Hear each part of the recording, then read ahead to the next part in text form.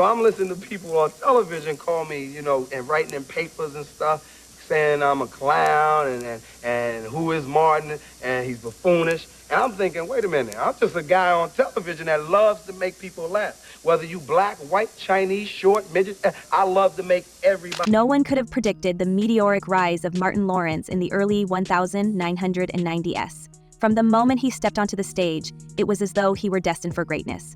He wasn't just a comedian, he was a force of nature. With his raw, unapologetic humor and electric stage presence, Martin quickly became a household name. His hilarious and edgy hosting of black comedians while his sitcom Martin solidified his position as one of the kings of comedy. Every week, millions tuned in to watch him bring his larger-than-life characters to life, from the sassy Shanae Jenkins to the over-the-top Jerome. By the time movies like Bad Boys and Blue Street hit theaters, Martin wasn't just a star, he was untouchable. Need to laugh, you know, and people want to laugh. I mean, you see the sign of the times that we're in. I mean, people just really want to come out and laugh, man, and that's what we need to do. Laughter heals the world, man. Or so it seemed. Beneath the laughter, the bright lights, and the accolades, there were cracks forming in Martin Lawrence's seemingly perfect world. Hollywood has a way of consuming its brightest stars, and Martin's story is no exception. Behind the scenes, whispers of trouble began to circulate. Whispers that hinted at something darker, something far more sinister than anyone could have imagined. Was Martin simply struggling with the pressures of fame? Or was he, as some have speculated, a victim of Hollywood's ruthless machine? The evidence suggests that there's far more to this story than meets the eye. The first public sign that something was wrong came in 1996. Martin was at the height of his career, his sitcom was a ratings juggernaut, and he had just directed and starred in his own film, A Thin Line Between Love and Hate. But then, seemingly out of nowhere, he had a very public breakdown that sent shockwaves through the industry. On a sunny afternoon in Sherman Oaks, Martin ran into traffic on Ventura Boulevard, waving his arms and shouting at cars. Witnesses reported that he was screaming about fighting the establishment and appeared to be in a state of utter panic. When police arrived, they found a gun in his pocket and had to restrain him. The official explanation? Exhaustion and dehydration. But was that the whole truth? Easy to think that it's been almost 30 years that the both of you just proved everybody wrong. Like, I was looking up the infancy of this franchise, and originally producers wanted Dana Carvey, John Lovitz to play these characters. Yeah, that would have been very different. Martin's own words from that day have fueled endless speculation. He reportedly told people, "They're trying to get me." Who was they? And why would a man at the peak of his career feel so paranoid? Some have argued that this was simply a mental health crisis, a moment of personal struggle. But others believe it was a desperate cry for help, a warning that Martin had uncovered disturbing truths about the entertainment industry and was being silenced for it. Could it be that Martin, like so many others before him, had crossed a line that Hollywood's power players didn't want him to cross? The breakdown wasn't an isolated incident. Just 3 years later, in 1999, Martin collapsed while jogging in extreme heat, wearing heavy clothing and a plastic suit. He slipped into a coma for 3 days, and once again the official explanation was exhaustion. But was this another warning sign? Was Martin being pushed to his limits, or was someone deliberately trying to sabotage him? The collapse came at a time when Martin's career was already facing turbulence. His 1994 ban from Saturday Night Live over a controversial monologue had tarnished his reputation, and rumors of tension on the set of Martin were beginning to surface. Was there ever a point where you felt like the industry boxed you in, and they just wanted you to be the funny guy and didn't give you, like, I guess, room to grow as an actor? Yeah, because I haven't been offered a lot of dramatic roles. You know, the closest I got a dramatic role was I had to do it myself, was Thin Line Between Love and Hate. And then came the lawsuit. In 1997, Tisha Campbell, Martin's longtime co-star and on-screen love interest, filed a shocking legal complaint against him. She accused him of harassment, verbal abuse, and making unwanted advances on set. The timing of the lawsuit was peculiar, to say the least. Just months earlier, Martin had been a guest at Tisha's wedding, laughing and celebrating alongside her. What could have happened in such a short span of time to turn their relationship so sour? Some have speculated that Tisha's accusations weren't entirely her own, that external forces may have been at play. Was someone trying to dismantle Martin's career from the inside, using his closest allies against him? The lawsuit was settled out of court, and Tisha returned to the show for its final episodes. But the damage was done. The once close cast of Martin was fractured, with Martin and Tisha reportedly refusing to film scenes together. Fans noticed the tension, and the show ended shortly after. To this day, the real story behind the lawsuit remains a mystery, with Martin calling the allegations nonsense and Tisha standing by her claims. What's clear is that this chapter marked a turning point in Martin's career, a fall from grace that seemed both sudden and suspicious. If you've ever stretched out the word damn to 4 or 5 times its normal length, you probably have our first guest to thank. He is a TV, movie, and stand-up comedy legend, coming soon to your city on the Y'all Know What It Is tour. Please welcome the artist formerly known as Shanae, Martin Lawrence.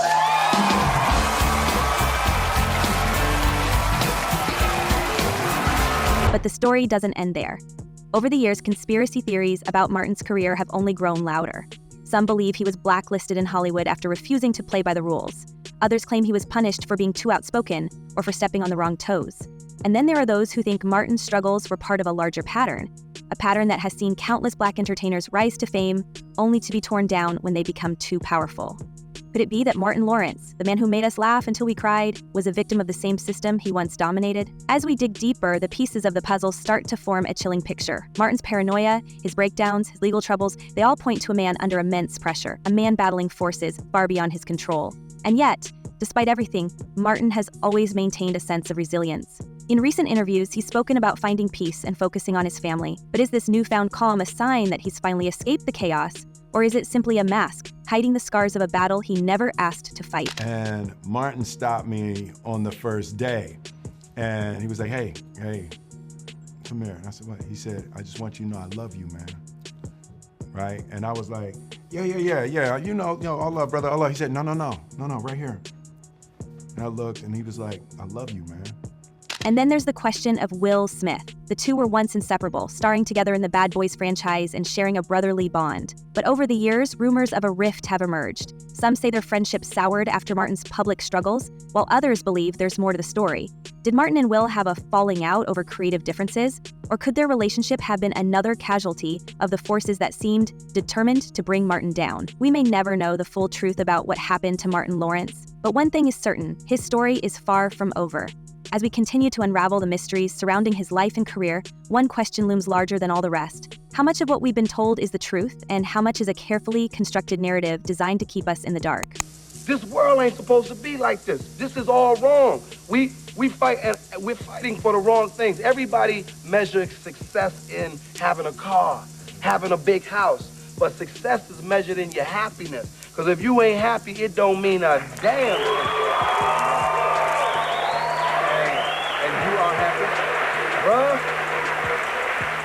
But Martin's struggles didn't just stop with public breakdowns and legal controversies. Behind the scenes, things were falling apart in ways that even the most loyal fans couldn't have imagined. Tensions on the set of Martin were reportedly boiling over, with co-stars Garrett Morris and Carl Anthony Payne at the center of the storm. Garrett, who played the hilarious Stan Winters, abruptly left the show after the second season. While his departure was officially attributed to creative differences, whispers of a strained relationship with Martin began to circulate. Some claimed that Martin's growing influence as the show's star and executive producer led to power plays that alienated those around him. Others suggested something more personal. Allegations that Martin's behavior was becoming unpredictable and erratic, creating an environment of distrust. Was this the natural fallout of success? Or was Martin being pushed toward isolation by forces beyond his control? Carl Anthony Payne, who played Cole, was another co-star who reportedly found himself at odds with Martin. The two were once close, but rumors of friction surfaced as the show progressed. Some sources claimed Martin began to distance himself from Carl, limiting his screen time and sidelining him in storylines. The tension reached a breaking point when Carl allegedly referred to Martin as difficult to work with in private conversations. While both men have downplayed the rumors in interviews, it's clear something was brewing behind the scenes. Could these conflicts have been the result of Martin's personal struggles spilling into his professional life? Or were they orchestrated by an industry that thrives on tearing its stars apart from within? Because it's where I started. It's my baby, you know. It's my breadwinner, you know. When I don't have nothing else to do, I can't do movies or TV or whatever. I can always go back to stand-up, and my audience is always there. The cracks in Martin's relationships didn't just stop with his co-stars. There's been endless speculation about his friendship with Will Smith, one of his closest allies during the Bad Boys era. While the two seemed inseparable on screen, fans noticed that their off-screen dynamic began to shift over the years. Could it be that Martin's alleged knowledge of Hollywood's darker dealings created distance between them? Some conspiracy theorists have gone so far as to suggest that Martin may have uncovered secrets involving Hollywood elites, secrets that would be dangerous to expose. Could this be why Martin has remained largely silent about his earlier controversies, choosing instead to enjoy the fruits of his labor in relative seclusion? And could this silence have created a rift with Will, who continues to navigate the industry's treacherous waters? We keep it as a surprise. That's how we maintain the element of surprise. Got it. You never know what bad boy's gonna do when they come for you. But it's gonna be good when they do it. Yes, exactly. But there's another strange chapter in Martin's story that's often overlooked: the mystery of his lost projects. Over the years, there have been whispers of films and television reboots that Martin was attached to, only to vanish without a trace. One of the most talked about examples is the rumored Martin reboot, which fans had been begging for ever since the show's abrupt end in 1997. While there were reports as recently as 2018 that the cast was in serious talks to bring the sitcom back, nothing ever materialized. What happened? Some say creative differences derailed the project, but others believe Martin's controversial reputation made networks hesitant to proceed. Could Hollywood's reluctance to revisit one of its most iconic sitcoms be another sign of an unspoken blacklist? And it's not just Martin that mysteriously disappeared. There were also rumors of a sequel to his 2001 comedy Black Knight, which would have seen Martin's character transported to another bizarre point in history. Early concepts were reportedly pitched in the mid-2000s, but the project never gained traction.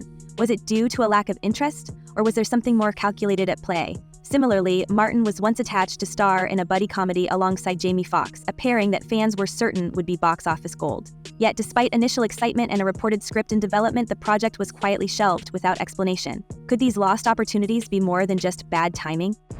And found out what I needed to be happy, for me to be happy, was to know me.